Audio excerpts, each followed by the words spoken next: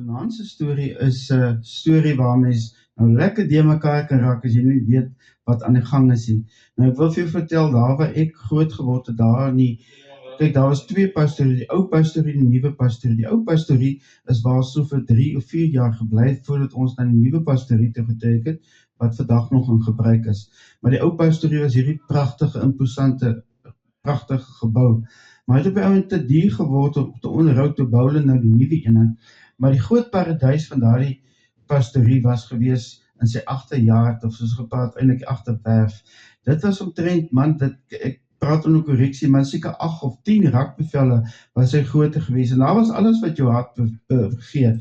Vlaktes gewees, daar was bome, en daar was 'n hoenderhok gewees, wat natuurlijk nie meer in gebruik was nie, en daar was riete, en man, alles was daar wegkruipplek. Ons het daar Kelvis en Kroeg gespeel. Ons het daar Foofie Slides gebou. Ons het daar wegkruipetjie gespeel, en ek het dan nog die Kelvis en Kroeg gewees. Die hoenderhok was altyd my basis. Ek was net myne gewees. Ek was nooit aan 'n span gewees. Ek is altyd die enigste cowboy gewees. Ek het solo gegaan. Dan het ons ook daar Foofie Slides gebou, en ons natuurlik die reservoir was daar, was geswem daar. My skoolmaats het almal daar, elke middag in die somer, dat ons gaan swem. En so was dit lekker tye gewees. Maar dan was ook 'n lemoenboot in die agterjaar. Dit is nie 'n groot lemoenboot nie, maar ek wil stout te sê, daar was seker maklik ongeveer 50 boontjies daar gewees. Daar is so 'n blokkie wat daar gestaan het. En natuurlik het ons nou elke jaar lekker lemoene gehad, wat daar geëet het. Nou, hierdie storie wat ek gaan vertel, kom in die tyd toe dinge maar hier in Suid-Afrika rof gegaan het. Die onderwysers en die ouers, hulle het snags byvoorbeeld die skool opgepas, en hulle was gewapend gewees, en dit was 'n tyd gewees van groot wanorde, en vandalisme, en al die tipe van probleme wat in daardie tyd in die land was. En so is dit ook maar altyd jou goed was op brandgevaar gewees, so dan het hulle ook nou, of veiligheidsredes het hulle dan nou gegaan, en die droë, veral nou, as dit nou in die somer is, en die goed is droog, om dan nou die gevaar van brande uitsny, het hulle nou maar voorbrande gedoen, soos hulle nou vandag ook ons nou maar doen, om te keer, dat die brande, 'n hele area kan vernietig. En dit was nou ook een van daai dae, wat ek die Saterdagoggend, ek onthou nog, ek was uit, ek moes gaan tennis speel, en ek het eers die middag hierso by 12 uur se kant, kom ek toe nou eintlik by die huis, en daar is nou niemand in die huis, en nou gaan kyk ek nou, of ek nou iemand kry, en ek sien die voertuie is hier, niemand is weg nie, en so gaan kyk ek toe nou, en ek sien maar hierso in die agterjaard, hierso trek 'n verskriklike rook daar so op, en onmiddellik is dit vir my rooi waarskuwing, rooi ligte. Ek moet nou gaan kyk, want hier's nou 'n brand aan die gang. En ons as kinders was baie deeglik bewus gemaak van die brande wat moontlik kan plaasvind, wat dan nou gestigte brande is. Dis nie van dat hy net begin brand nie. En ek het geweet, ons agterste werf was baie droog geweest daardie tyd van die jaar. En ek het so gestap, en ek het gaan kyk so, en ek sien daar so, waar die rook trek, en ek het so nader gekom, en ek sien maar hierso is nou 'n angstigheid aan die gang.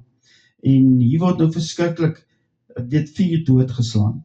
En dit is my pa en my broers, ek dink nie almal was daar nie, en dan nou 'n klomp werkers het kom help, en ander mense het nou kom help om die brand nou te blus.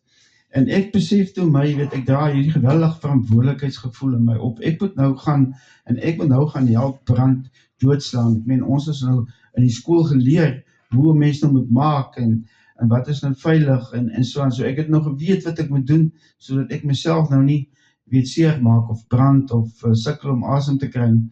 En toe ek nou daar kom, begryp ek daar so 'n sak, en ek begin slaan.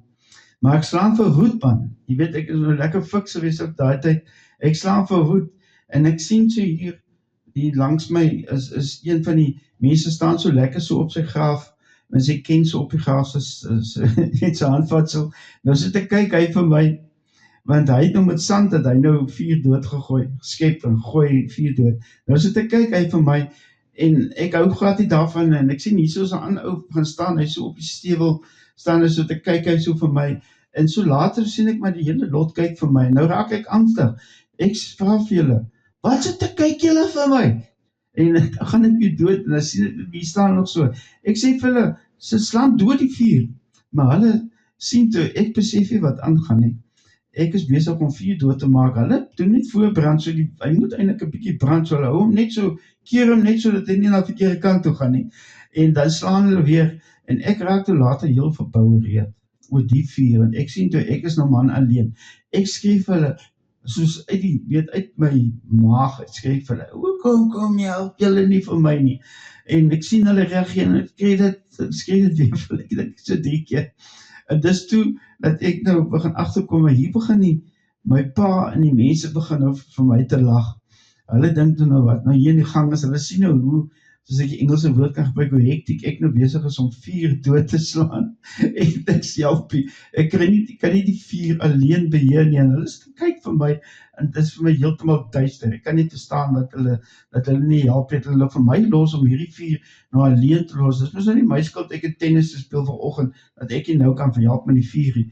En so het my pa toe nou later gesien, maar ek is dan nou hoogs in die knyp, en hy stap na my toe, hy sê, toe wat, moet nie bekommerd wees, ons doen dit, onthou jy dat in skool vir jou geleer, jy moet voorbrande doen, sê ek, ja, maar natuurlijk sê dit is wat ons doen, ons maak net voorbrande, om te verhoed dat die hele area nie afbrand, of die vuur nie by huis kan uitkom, jy sommer net vir veiligheidsrede, maar ek sal vir jy sê, ek staan en kyk my pa so, ek kan nie glo wat ek hoor, want hier het ek nou, vir 30 minute, het ek nou so, en ek is pafnat gesweet, my klere is vuil, en dit is rook, en dit is oral, rook is recht in my hare, die hele lot, en nou ja, toe het my pa nou verduidelik, en ek kon nie eintlik aanvanklik regtig verstaan, wat doen hulle nou voorbrande, hoekom, hulle dan nou, dit lyk nou so sleg die rand, maar toe begin besef het, kom het nou so stadig aan, kom het in my kop van, okay, ek verstaan wat hier in die gang is,